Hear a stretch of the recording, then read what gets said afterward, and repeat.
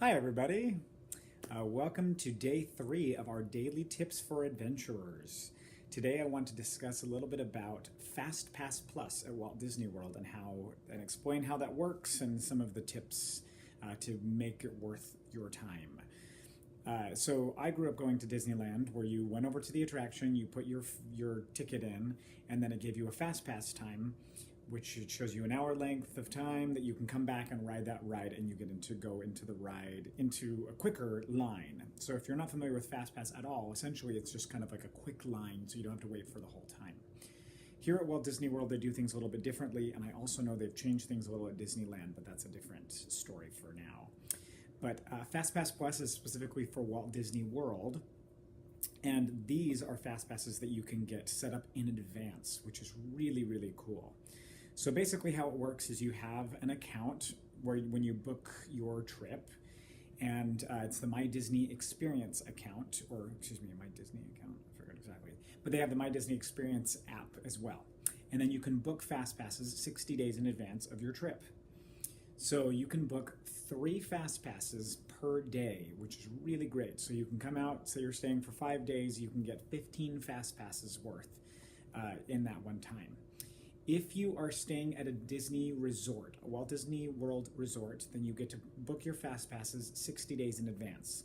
And if you are not, you could book them 30 days in advance, as long as you purchase your tickets.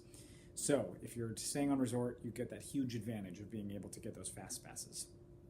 So one thing that's important to understand about FastPasses is they have a tier system. So let's say that I'm going to Magic Kingdom and I want to ride Thunder Mountain, Splash Mountain, and Space Mountain.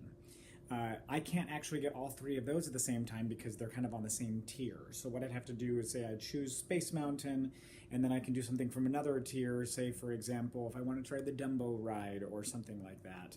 And then there's another tier as well. So just be aware that if you're thinking, hey, I'm going to get on all of the big roller coasters, it doesn't quite work that way. So they don't advertise exactly which tier is which, but as you experiment with it a little bit more, you get to understand it. But you can figure out your times in advance and go from there. So one suggestion I have is once you use those 3 FastPasses, not a suggestion, a tip, explanation first, and then I'll give you a suggestion.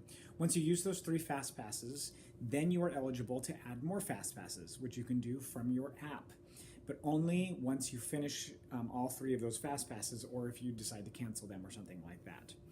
So just be aware that that's the way that works. You can't just use the one FastPass and then, and then go from there. So my tip that I was starting to tell you about is to potentially plan your FastPasses for earlier on in the day, because then after that you can go ahead and book some more FastPasses. Whereas if you book your last of the 3 at like 8 o'clock at night, then you don't get to add any extras. So that's what you're going to want to do. So I'm going to give you some suggestions of which rides you want to get a FastPass for, if at all possible. Okay, a lot of these rides you cannot get FastPasses for, I mean, honestly, a few weeks in advance. So if you can, get these. So if you're going to go to Magic Kingdom, I recommend getting a FastPass for Seven Dwarfs Mine Train. That line is consistently like 2 hours, like all the time. And if you're just coming out on your trip and then decide to try to get a FastPass for it, you're not going to have any luck. So Magic Kingdom, Seven Dwarfs Mine Train. If you are going to Hollywood Studios, you want to get a FastPass for Slinky Dog Dash. This is the new one that opened up at Toy Story Land just recently. The lines have been long, like they've been like 90 minutes pretty consistently. So that's one, Slinky Dog Dash at Hollywood Studios.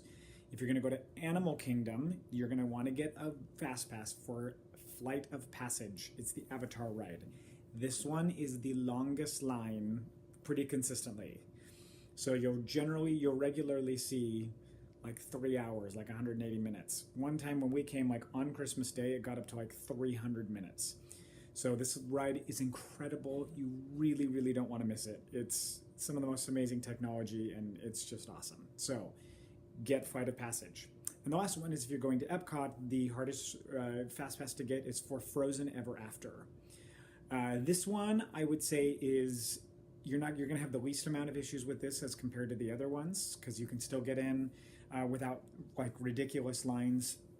So if you for some reason don't get a hold of this one, you'll generally still be okay. If you do not get one for Flight of Passage in Animal Kingdom, then you are going to be in trouble. So those are the suggestions of the FastPasses I would recommend getting, if at all humanly possible. Another cool thing about the FastPass Plus system here in Walt Disney World is you don't only have to be using them for rides. So there are other attractions and experiences that you can use FastPasses for. So for example, you can use a FastPass for a show like Fantasmic, or they have the show called Rivers of Light at Animal Kingdom. And what the FastPass does is it gets you into the line quicker so you can be seated earlier than the other guests, which is really nice. Also, you can book FastPasses for character meet and greets. So at Epcot, they have this place called Character Spot, so you can book a FastPass for that. Or they have princesses you can meet in Fantasyland at Magic Kingdom. So if you're with little kiddos and you're going to want to do some meet and greets, then absolutely do that. So that's kind of how the FastPass system works. You have to get everything linked onto your My Disney Experience account, and then you use your ticket in or your Magic Band, which works like a ticket, and then you scan that at the FastPass line every single time that you're going to go on a FastPass. So I'm going to give you a few extra tips of what you might do. You'll notice that when you go to book a FastPass, like on the day of, let's talk about like you're in the park, you're wanting to get some new FastPasses, you can book, it will say, as far as times, it will say morning, afternoon, or evening. But then after that, they have times listed by every half hour. So say, for example, it's like 10:30 in the morning. It will say like 11 o'clock, 11:30, 12, 12:30, etc. Sometimes you can find FastPasses if you click on the individual times. So I recommend, instead of just being like blanket, putting on the blanket thing of afternoon, you might want to actually check each of those individual times, because sometimes something new pops up. Another trick that we've tried at like the peak seasons is you can try finding a FastPass for just one person. So if we're traveling with 5 people, obviously we want to get all of our same FastPasses together, but you can just say, I want to see what I can find for just Adam. And then sometimes you can find a ride just for a single guest, and if all of you are trying that with all different guests, then oftentimes you can get it to work out so that you can all go on those rides. So that's going to be kind of an extra little hidden tip. If for some reason you don't have a smartphone or something like that, they do have FastPass kiosks all around the park, so you can book one that way. Or sometimes the app has some issues, so you can go there or go to guest relations if you're having some issues. But that's that. So takeaway, the moral of this whole story is book your passes in advance. Please do not wait. You can modify them too. So like if you had some change of plans, you can modify them, but that's going to be a lot easier than just trying to book from scratch. So book them in advance, 60 days in advance if you're staying in a resort, and 30 days in advance if you are not. So that's the number one. Also, with Seven Dwarfs Mine Train, Flight of Passage, Frozen Ever After, and Slinky Dog Dash. Those are going to be the 4, the one at each park that are going to be the hardest FastPasses to get a hold of. So I hope this video was helpful for all of you.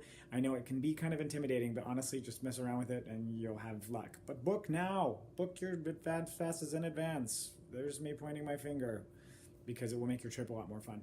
So thanks for tuning in. Until our next adventure. Bye.